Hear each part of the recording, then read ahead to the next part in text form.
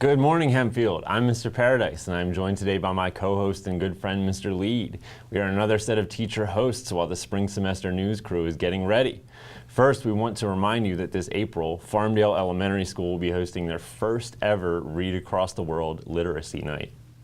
This is a new way to celebrate reading across different cultures. Farmdale is looking for volunteers that are willing to help make displays, or they can perform or teach about a cultural background. Contact Jen Bear if you or family are interested in participating. You can do that by emailing jenbear@hempfieldsd.org, and Bear is spelled B-A-E-R.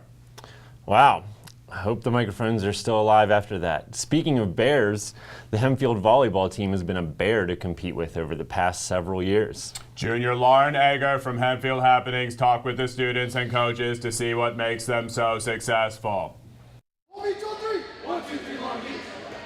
Hempfield School District has a very tight-knit boys volleyball team, which allows them to obtain many victories. Other team sports can be really spread out, but this is a very team-oriented sport. Everybody has to be on the same page, like the setter with the hitters and the passers. Like, everyone needs to be communicating constantly. Like, relationship outside-wise, I think we're all very close. More like a brotherhood than anything else.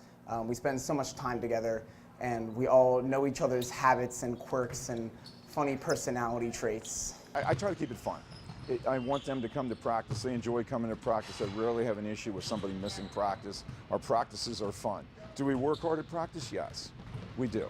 And half the time I got to tell them to stop. We got to stop practicing because they want to keep going when it gets real competitive. Very good system where we reduce our errors as much as possible, and we allow other teams to beat themselves, and we just don't beat ourselves. The most important part of the game is passing and serving. The fans think it's the hitting and the blocking, but the serve and the passing of the game is the most important part of the game. The relationship of the players and the coaching of this team has helped them to win 22 league titles, 14 district titles, and 10 state titles. For Hempfield Happenings, I'm Lauren Egger. You can see this story and more on this month's Hempfield Happenings, nightly at 6 on Comcast 66. Or you can view it in that magical box with all the Chuck Norris memes. Search Hempfield Happenings on YouTube.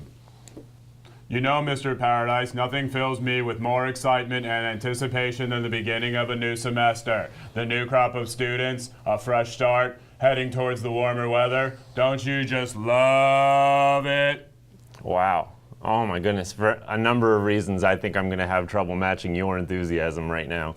Really? Why? Are you a winter weather lover? A sweater and glove guy? Snowflakes on your tongue and hot cocoa every morning? Mr. Lead, I'm sorry, but what is going on? Why have you been shouting this whole time? Could you please pipe down? I'm sitting right here. Pipe down? Pipe down, how dare you? Don't you know I suffer from voice modulation syndrome? What? No, I had no idea. Wait, is that a thing? How dare you? How insensitive. Imagine being a 4th grade class trying to whisper to your teacher, "Excuse me, Mr. Mogford, I have to go number 2. The snickers and stares of the other children, knowing your private needs. Even Mr. Mogford giggling in the corner." All right. You're right, Mr. Lead. I'm sorry. I shouldn't have judged so quickly. Can you ever forgive me? I forgive you. Luckily, voice modulation does not affect the heart. Thanks, Mr. Lead. Let this be a lesson to us all as we enter the new semester. We should all keep open minds. And never judge a book by its cover. From the Arthur A. Hackman studio. Have a modulated day.